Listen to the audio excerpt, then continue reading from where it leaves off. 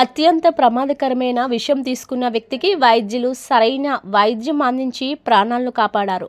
అనకాపల్లికి చెందిన రైతు ఒకరు కుటుంబ కలహాలతో ఆత్మహత్యకు పాల్పడ్డారు. కుటుంబం సభ్యులు వెంటనే అనకాపల్లిలోని ఎన్టీఆర్ ఆసుపత్రికి తీసుకువెళ్లగా అక్కడ వైద్యులు కష్టమని చెప్పడంతో కిమ్స్కి తీసుకువెళ్లారు. కిమ్స్లో వైద్యం అందించిన ఫలితం లేకపోవడంతో గతంలో ఆ తరహా కేసును విజయవంతంగా చేసిన విశాఖలోని వెంకటరమణ ఆసుపత్రికి రైతును తీసుకెళ్లారు. రైతుకు చికిత్స అందించడంతో సంపూర్ణంగా కోలుకోవడంతో డిశ్చార్జ్ చేశారు.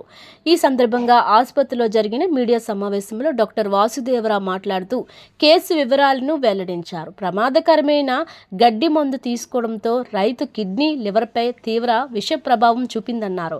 డయాలసిస్ చేయడంతో పాటు చికిత్స చేసిన విధానాన్ని వివరించారు. రైతు మాట్లాడుతూ ఆసుపత్రిలో చక్కగా వైద్యం అందించారని ఆనందం వ్యక్తం చేశారు. మీడియా సమావేశంలో స్త్రీ వైద్య నిపుణులు కవిత తదితరులు పాల్గొన్నారు.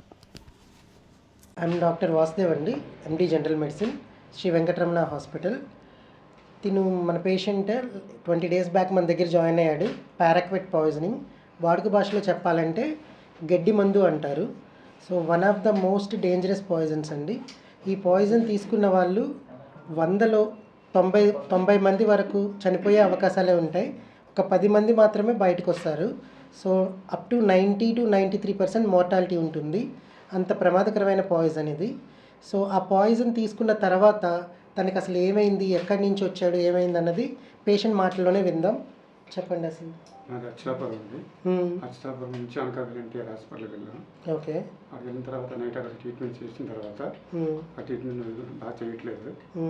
కిమ్స్ హాస్పిటల్కి వెళ్ళాం. కిమ్స్ హాస్పిటల్ దగ్గర ట్రీట్మెంట్ చేయట్లేదు. చేయకపోతే తెలిసిన వాళ్ళు చెప్పి హాస్పిటల్ పేరు చెప్తే ఇక్కడ రావడం జరిగింది సార్. సో లాస్ట్ మేలో, గత సంవత్సరం మే నెలలో సేమ్ ఇలాంటి పాయిజన్ కేసునే, గడ్డి మందు తాగిన ఒక వ్యక్తిని మనం ఇదే హాస్పిటల్లో సేవ్ చేసాం. సో ఆ పేషెంట్ రిఫరెన్స్తో ఈ పేషెంట్ వచ్చారు మనకి. సో ఆ పేషెంట్ దీనికి చెప్పారు పలానా హాస్పిటల్కి వెళ్ళండి అని.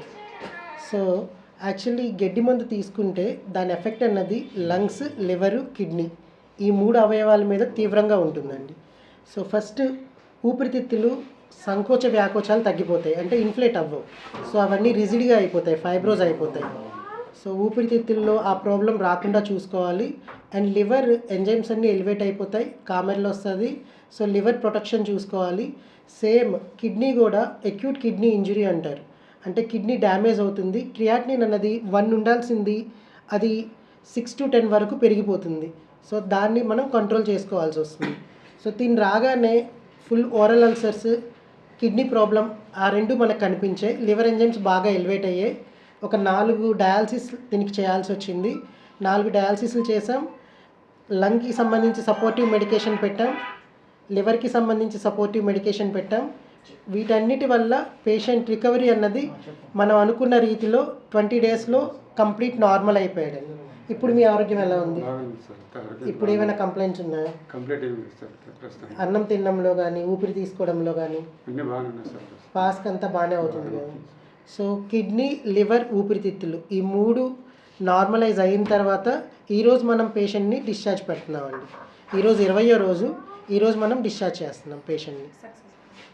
సో నార్మల్లీ ఇలాంటి కేసెస్ ఎంత తొందరగా వాళ్ళు సరైన మెడికల్ హెల్ప్లోకి వస్తే, మెడికల్ ఎయిడ్లోకి వస్తే వాళ్ళు అంత ఫాస్ట్గా బయటికి రావడానికి, ప్రాపర్గా ట్రీట్మెంట్ తీసుకోవడానికి ఛాన్సెస్ ఉంటాయండి. పాయిజనింగ్ కేసులో మెయిన్ మనకి అత్యంత విలువైంది సమయం. వాళ్ళు సరైన సమయంలో రాకపోతే మనం ఎన్ని ప్రయత్నాలు చేసినా పేషెంట్ని కాపాడే అవకాశాలు తగ్గిపోతాయి.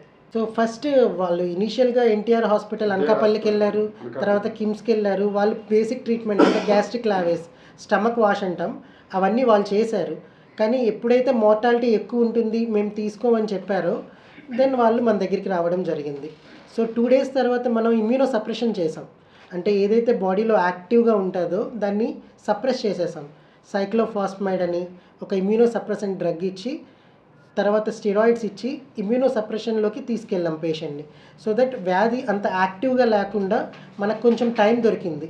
ఆ మీన్ వైల్ మనం డయాలసిస్ చేయించాం, మిగతా మెడికేషన్స్ అన్నీ ఇచ్చాం.